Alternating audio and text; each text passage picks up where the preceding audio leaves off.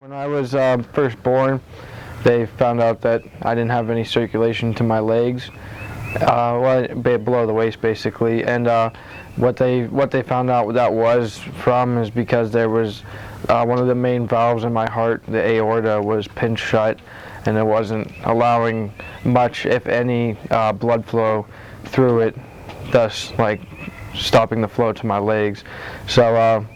That was what happened, and what they had to do was, I think it's called a coarctation of the aorta, which is where they had to cut out the piece that was pinched shut, and then take another piece of a vein in my left arm and put it where the pinched shut aorta used to be, so as to allow some flow through the necessary valve in my heart and allow blood to go to my waist.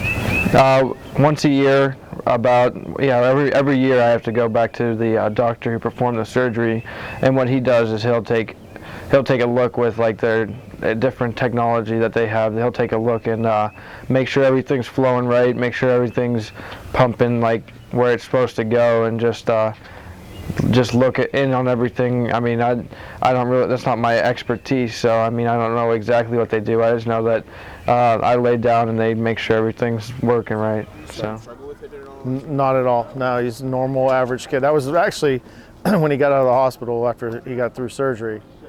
My first question to the doctor was, okay, he's out of the woods on this. Is he going to be okay? He had like a 1 in 100,000 chance that his left arm wouldn't grow as long as his right arm, but he's really beat the odds on everything. He doesn't have high blood pressure, doesn't have hypertension, has no loss of feeling or strength in his left arm. Not to my knowledge, no. It's just normal. He's been able to play. He's played football, played basketball, baseball since he was 5 years old. So he doesn't have to have. He has no restrictions as far as it's concerned. So he is very healthy. I'm very fortunate. He's on no medication. He does follow up with a cardiologist. And does testing once a year to make sure everything's growing properly. So he's one of the lucky ones that doesn't have to be on medicine. His procedure is very rare. They don't always do that. They sometimes put an artificial part in there, but they tried something different with him 18 years ago, and it worked very well. He was cleared to play sports with a cardiologist, and they said when we had the procedure that there could be a lot of conditions that his arm would be shorter because he didn't have proper blood flow from it. He could have weakness on his left side, but he doesn't have any of those conditions, so he's very lucky.